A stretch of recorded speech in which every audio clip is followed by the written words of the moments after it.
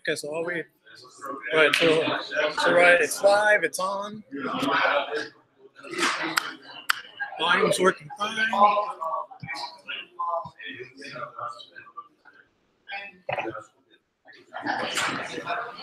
What do you think in terms of placement? Fine. You could even move it a little bit closer because it's going to just catch this bottom screen.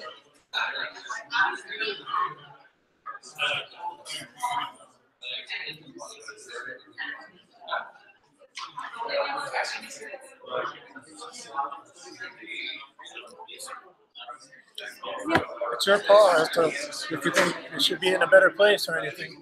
Yeah. The only thing I worry about is this is not going to show up. I don't know if it lets you focus it. Probably not. That's fine. Zoom in, you mean? No, I mean that Shirt is famous. you're not going to be able to read the screen anyways, but Anybody around the world can watch this, right? Hello, everybody. This is a hangout, right? Yeah. anybody? Yeah. Hi, Ken. Oh, hi. Nice to meet you. Likewise. Glad you could make it. Yeah, thanks for arranging everything. Yeah, of course. Don't worry, we made it work. Oh, I hope so. 2 days. 2 days work, Victor. Oh, yeah? Actually, you made us work, but Are you guys coming to dinner tonight? yep. You'll be around here, right? Yeah, it's Yes, close. closer. Okay. It's very close. It's very nice. It's fun. It'll be fun. Perfect. Yeah. He has his on his thing. Can you, Jeff, this you said? You prefer I plug my computer Better or use I his give or my, better my on flash drive? You can Does do it- it away. I have a body yesterday. Then yes, the Dept, do yeah. it off yours because Jan is doing it on her computer. So we're gonna get started. I think we're Thank you. running out of time here.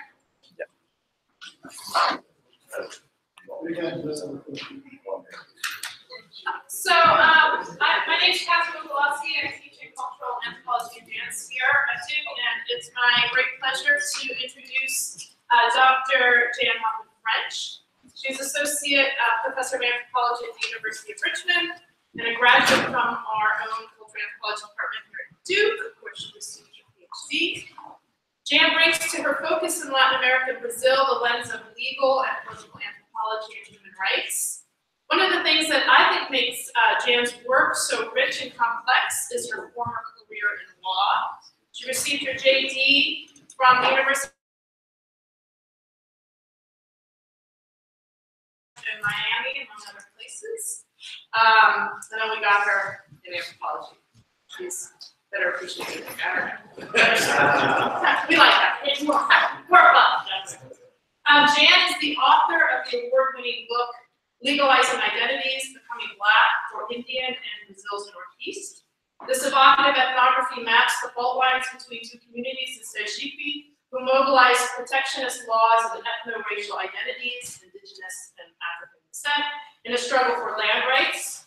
The study shows how identities, self-definition, and laws of Brazil are always shifting and contextual and mobilized for different political projects. In recent articles, including from Honor to Dignity, Criminal Libel, Press Freedom, and Racist Speech in Brazil, and Rethinking Police Violence in Brazil, Unmasking the Public Secret of Race, Jan continues to bring her expertise in legal anthropology to questions of race and human rights violations. Professor French is the recipient of various fellowships, including the National Endowment for the Humanities, the National Science Foundation, the Rockefeller Foundation, and the Kellogg Institute for International Studies. She's also the first, still is the first president of the University of Richmond Faculty Senate. We still have that position. No. Former chair of her department and past president of BRASA. And on a personal note, I'll just say I have known Jan for longer than I wish to divulge here. We met at IBEU in Copacabana, some of you might be familiar with, during our first summer of research as graduate students. I was fresh-faced, naive, not that long out of undergraduate, and Jan was already a seasoned career woman in law. But I was immediately drawn to her enthusiasm, incredible energy, sharp analytic mind, and generosity of spirit. And I continue to work on drawing Jan's work in my own writing, and so I really look forward to her paper today, Indigenous Law in the Amazon, Clashes of Worldviews. Thank you very much.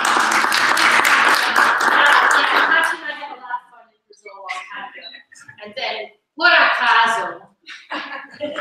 Here we are. Okay, so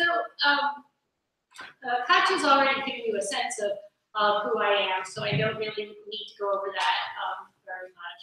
Oh, do I need this? I'm really loud. I'm not sure. Worse. I do. No? Okay. All right. Weird. So I don't really need to explain who I am, except to say that the big question that I always get about my own identity, which is in fact being a lawyer, ultimately, because once you're a lawyer, you never lose that. But that I have an undergraduate degree in anthropology as well, and so for me, going to law school was a kind of a detour.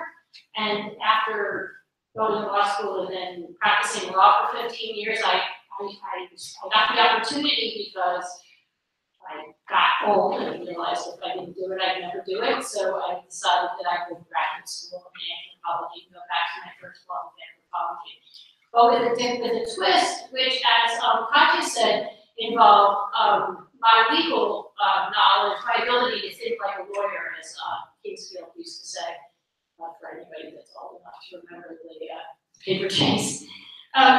So when I started my graduate school career here at Duke, I had a committee full of really amazing people, including three legal anthropologists and a couple of Latin Americanists, and then I started thinking about what I was interested in. What I found myself most interested in, just always interested in, is the relationship between ethnicity or ethno-racial identity and the law, and how those things intersect. And so, as Katya said, I wrote that as my dissertation at CHUB, and then I wrote a book. So that's where I come from. But for a long time, and this actually goes back to my early days in grad school, I've been fascinated by how governments treat cultural difference when it impinges on basic government functions or responsibilities. In a sense, this is where legal and anthropological inquiry intersect, so it's not surprising that I'm attracted to it. The contradictory laws, rulings, and outcomes that indigenous people in Brazil have faced have fascinated me for a long time. As a legal anthropologist, I've examined the status of indigenous peoples, both in Brazil and in relation to the United Nations Declaration of Human Rights of Indigenous Peoples. And just to point out for those of you that may be unfamiliar with the structure of indigenous state relations, unlike the United States, Brazilian state indigenous relations are not governed by treaties. In Brazil, recognized indigenous groups do not have the right to exercise sovereignty, nor are there government-recognized tribal court systems as there are in the United States. Indigenous lands, which do not include, you can all correct me, guys can correct me if I say anything wrong, but don't make me plan. Indigenous lands, which do not include the subsoil and its potential riches, are owned by the federal government, which with tribes having eternal, entre aspas, usufruct rights. Among other legal complications in Brazil is that indigenous lands and the uses to which they are put for Indian survival are often affected by government designations of parks, ecological conservation, and biodiversity zones, as well as areas designated for traditional peoples, which is actually a legal category, or fugitive slave descendants, quilombolas, thus pitting desperately poor people who need to make a living from the land against one another. Not to mention the private incursions into indigenous territories and violence against individuals, especially leaders. Since this new project that I'm going to tell you about is very much in the preliminary phase, I view this conference and my interactions with the people presenting and attending here as a form of ethnographic field work. After all, if you can't go to your field, why not have your field come to you? To that end, I would very much welcome information about experiences others have had and heard about. I'm also very interested in learning more about the norms and punishments that form part of each indigenous group's worldview and practice. So now I'll give you some of what I think I know. Notice what I think I know about this. I'm comparing this to about this complicated set of issues. Observations and information from you over the course of the conference will form part of my continuing research as I head off to Brazil this summer to continue to expand and solidify my knowledge.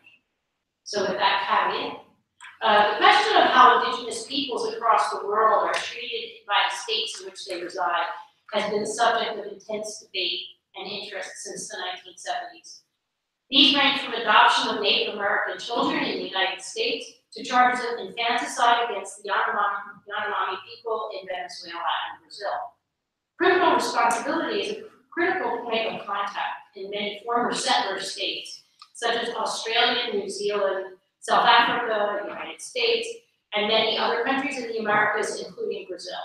Brazil, as most or all of you know, is a country where hundreds of ethnically and linguistically distinct indigenous peoples are subject to Brazilian criminal law. And just as an aside, there is really no depth, there are no numbers for, good numbers for how many indigenous people are in state and federal prisons, either awaiting trial, because when people are poor in Brazil, they have to be in prison anyway, right, until trial. Anyway, to comment on the current political situation. And not know how many, we still don't really know, there's no accurate count. To some extent, that's because when an indigenous person is arrested and taken to the police office or the prison or the jail or whatever, there's a real reluctance to self-identify as indigenous for various reasons, and so that's just an aside. And that has to be remedied, because if we can't know how many, then it's awfully hard to know what to do. In any event, the fact that they're subject to Brazilian criminal law is different from some other Latin American countries, such as Colombia and Bolivia, where we talked about last night, where the right of indigenous groups to apply their own legal concepts in place of or alongside national or state law has been memorialized in constitutions and is subject to ongoing court interpretation. In Brazil, indigenous peoples for most of the 20th century were under the tutelage / protection of the federal government. First through the SPI, the Proteção dos Índios, and then through FUNAI, which is the National Foundation for Indians. The idea was that they were incapable of understanding or operating in the larger society, and the goal was assimilation. The governing notion being that eventually indigenous peoples living in Brazil would disappear into the surrounding society.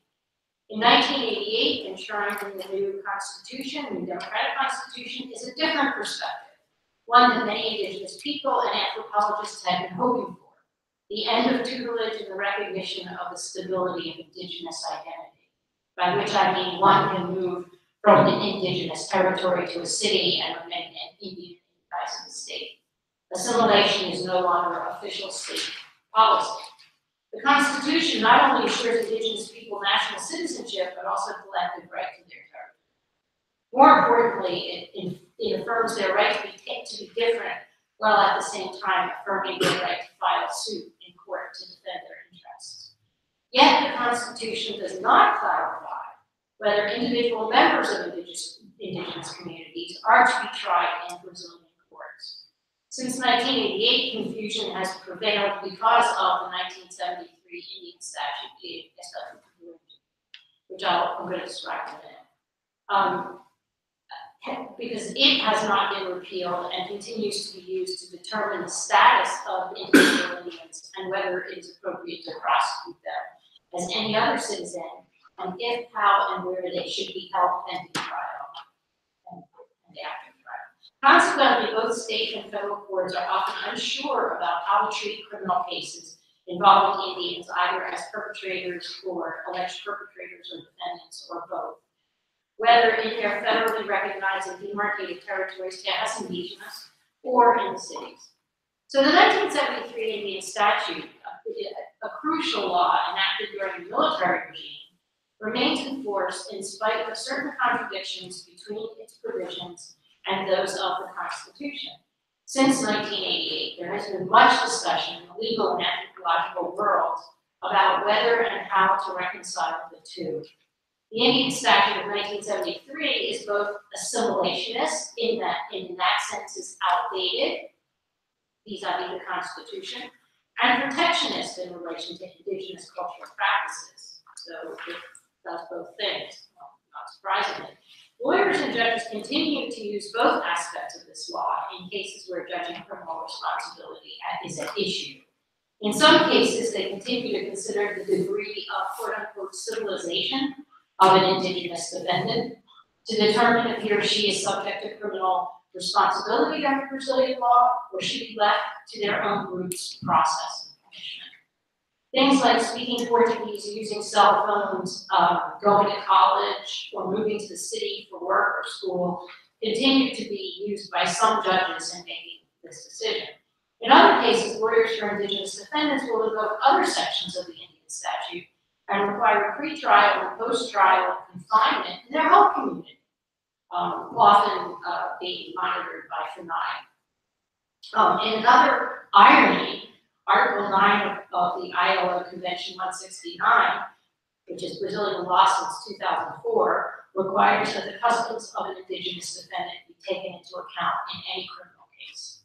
ILO 169 has been cited by federal court judges in some decisions, usually when the convention is raised by the defense lawyer and if the federal judge is interested enough in the international aspects of it. The most famous example of the use of the 1973 Indian statute in a post-1988 constitutional setting is that of a Kayako indigenous leader of the environmental movement who was accused of raping a white woman with the help of his wife on the eve of the 1992 UN Conference on Environment and Development, known as the Rio Summit. As a well-known public figure, he was judged competent to stand trial in Brazilian court, but his wife was not because she did not speak Portuguese, and thus was not civilized enough to be tried in a Brazilian court. The accusation against and prosecution of Kayako was seen as an obvious and cynical move to keep them from attending and providing leadership at the Rio Summit. So that just gives you an idea of how the Indian statute has been used, even in post-1988 setting. It's tough, right? So I just want to give you a sense of my knowledge to date is based on 2 summers of research, not much really, but 2 summers, in archives conducting interviews and observing how lawyers, jurists, anthropologists, and indigenous activists discuss these issues. As a result, I've developed a special interest in comparing criminal cases in Brazilian states that have relatively stable versus unstable indigenous land regimes. 2 of the questions I have begun to frame are included. Are criminal laws used in some areas of Brazil to reframe land struggles as common crimes? And are creative judicial solutions involving deference to indigenous decision-making more likely when land rights are relatively stable? The answers to these questions could lead to greater respect for indigenous peoples, their rights, and their autonomy. This brings us back to the question of how Brazilian courts judge criminal cases involving members of indigenous groups. The consequence of the confusion I described a few minutes ago, and I'm sure you're pretty confused, is that judges and attorneys continue to determine that some Indians are more authentic than others, based on their degree of assimilation into general society. While this might seem to violate the Constitution, ironically, it also protects local cultural practices of recognized indigenous communities and indigenous individuals from harsh punishment by the state, even when they live away from their territories. In my incipient project, I would like to compare the handling of such cases in Brazil's northernmost and most heavily demarcated state. Here it is, Roraima. Almost 50, you can see here, these are the indigenous, clear, indigenous, and some that would be Roraima, and this is the state. The people in the state gave me this. So I didn't make this up, right? Okay. So almost 50% of its territory has been designated as indigenous land since the formal recognition in 2005 of the indigenous territory designated Terra Indígena Rocha-Sotelo. So the handling of similar criminal cases that have been at the forefront of indigenous militancy in land struggles in other states, most often in the South, but other states as well, where issues of demarcation remain unresolved and are often the cause of violence. So as I mentioned, attorneys might use the provisions of the 1973 Indian statute to argue that a defendant is not competent to stand trial, and that for preventive detention, that they be kept under house arrest, etc., overseen by FUNAI in their own territory, rather than a Brazilian prison. But to further complicate the situation, yet more complications, traditionally until not long ago, any case involving an indigenous person was automatically considered to be within federal jurisdiction, where judges are more inclined to order allowable anthropology. Of course, those of us here who are anthropologists think this is very important, which is an anthropological study of the practices and beliefs of the indigenous group to which the defendant belongs, and thus more likely to allow an indigenous group more autonomy to deal with its members. So in other words, in anthropological theory, we believe that we beyond belief, we know that the more you know about people, the more you can figure out what to do. And so when you look at things from a 30,000 foot level, looking at things from like that 30,000 foot plane, you can know a lot of things. You can figure out, you can get a lot of statistics. But when you go down into the communities and down on the ground, you find that you can learn a lot about how for example, indigenous people run their own lives or run their lives in relation to the state, how their healthcare is taken care of, which was a big shift. I don't know what year when they moved from the Saúde for the Indígena to SUS, and that was one of my questions, but I didn't ask it. Of the practices of which are the however, the unsettled jurisprudence governing criminal prosecution of indigenous people now allows for jurisdiction by either state or federal courts. In 1995, the Superior Tribunal da Justiça, the STJ, issued a binding precedential order called Súmula 140, where that ordinary crimes involving Indians fall exclusively within state jurisdiction. Exclusively. So they're stripping the federal jurisdiction. So you say, well, who cares, right? Only when a criminal allegation is said to be related to a dispute over indigenous rights, quote unquote, would federal courts accept jurisdiction. Yet judges around Brazil continue to disagree as to jurisdiction and struggle to determine whether a crime is sufficiently linked to indigenous rights or not. If the trial is to be held in a state court, chances may be greater that the local judiciary is in some ways tied to landowners and those who oppose indigenous territorial demarcation. It's not always true, but it can be true. One should recognize that. This often involves expropriation of historically indigenous land now owned and cultivated by non-Indians, sometimes with ties to international agribusiness. Therefore, when a crime involves violence associated with land disputes, the initial tussle about whether a state or federal court would have jurisdiction may be determinative as to whether the indigenous actors will be treated as common criminals to serve time in state or federal prisons, or will be permitted to return to their territory. Families and communities to face local customary determination and treatment of alleged wrongdoing. So jurisdiction, as in everywhere, is often decisive, and in any case involving an indigenous defendant or victim, there should be an analysis of whether to remove to federal court is more or less likely to provide greater justice, but that analysis is often lacking. So I found cases where it exists, that's what I'm looking for, but it's often lacking.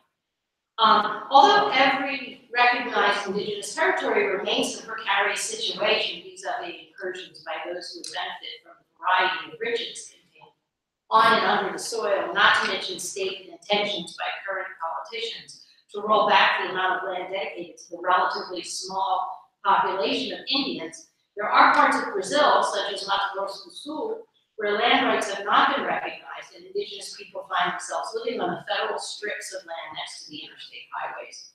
And I found cases where Indians have been expelled by landowners and are living on the When attempts are made to occupy or reclaim parts of the territory, the indigenous leaders are prosecuted for criminal activity, especially when there is a shooting or a killing involved.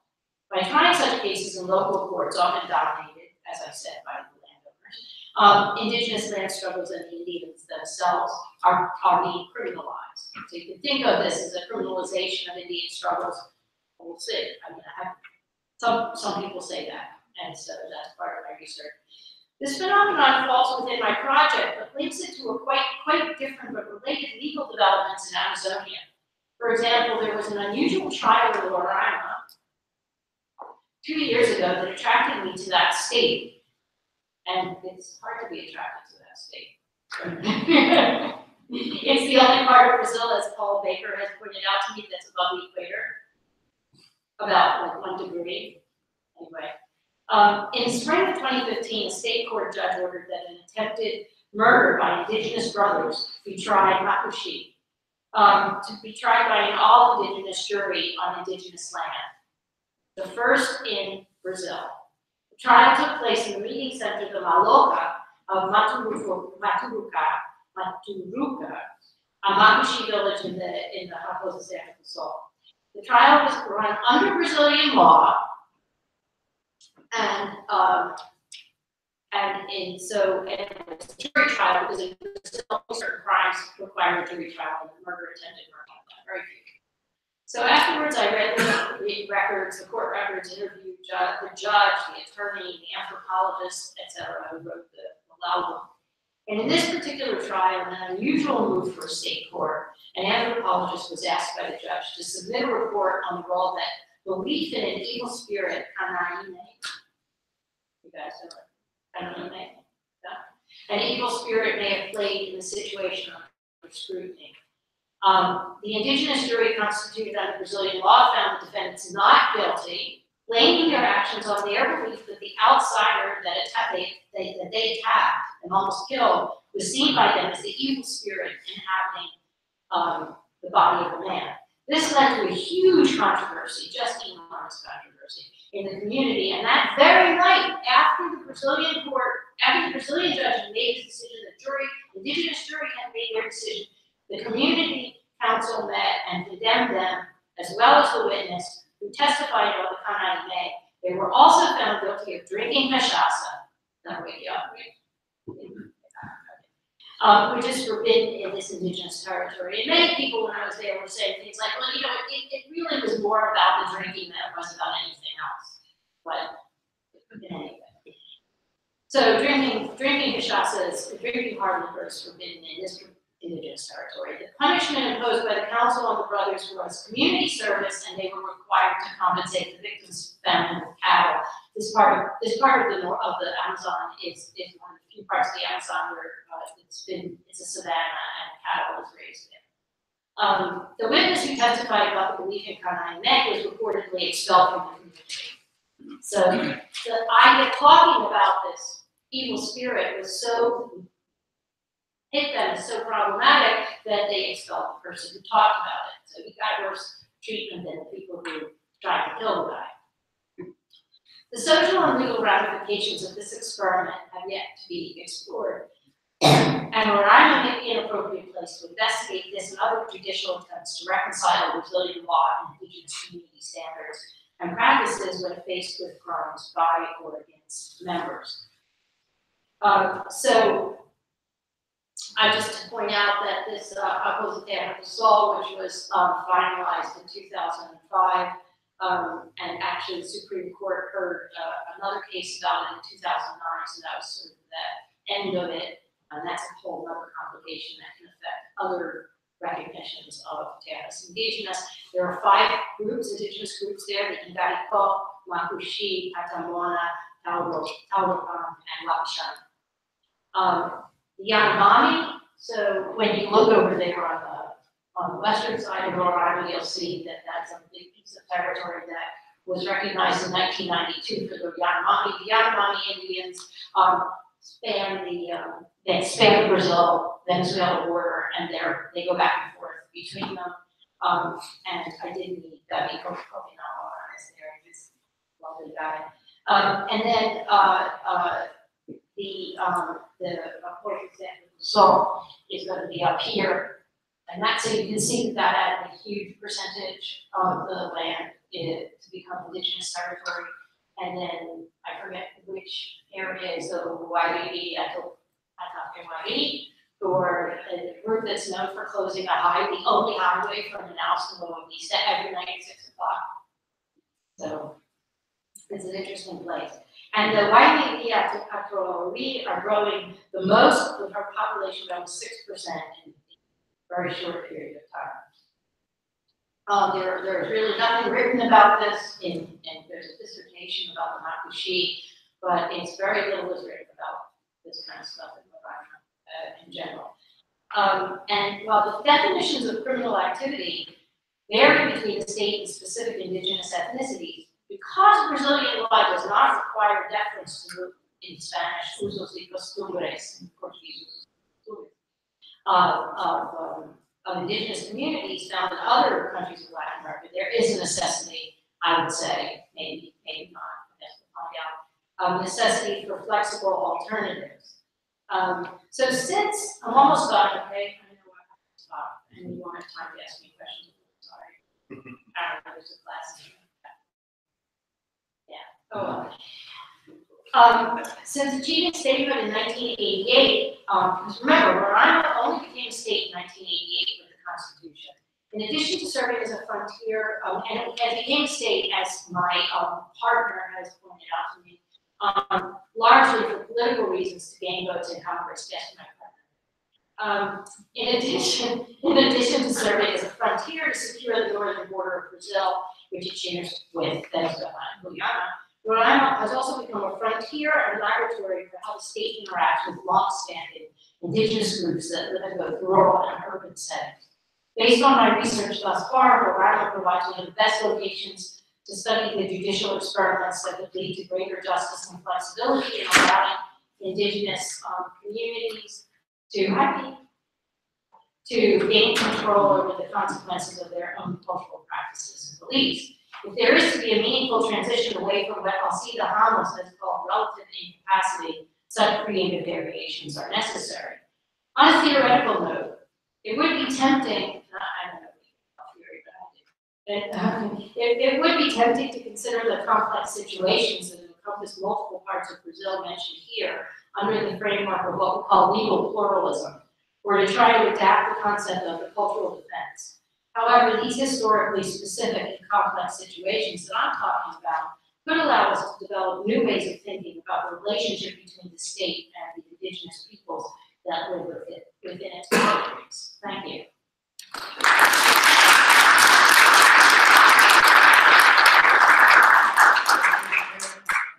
Sorry, we had to cut such Short, but I'm going to be here for most of the rest of the conference today and tomorrow. So, you want to talk to me, I'm around. I'm happy to talk. If anybody has any thoughts or ideas or want to critique or add things or whatever you want, I'm here to get this from you because I really don't know. I told you what I know. That's it. Okay, thanks a lot. Lunch will be served immediately downstairs. You can get the food from the banquet and hang out anywhere in this building or the building next door. In the hallways, if there's an empty classroom, you can go into one of those. Just make sure you leave.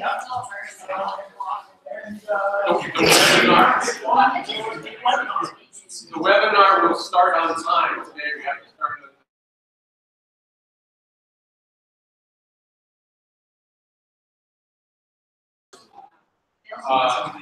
probably have to, if you're like the car side, you're going to see.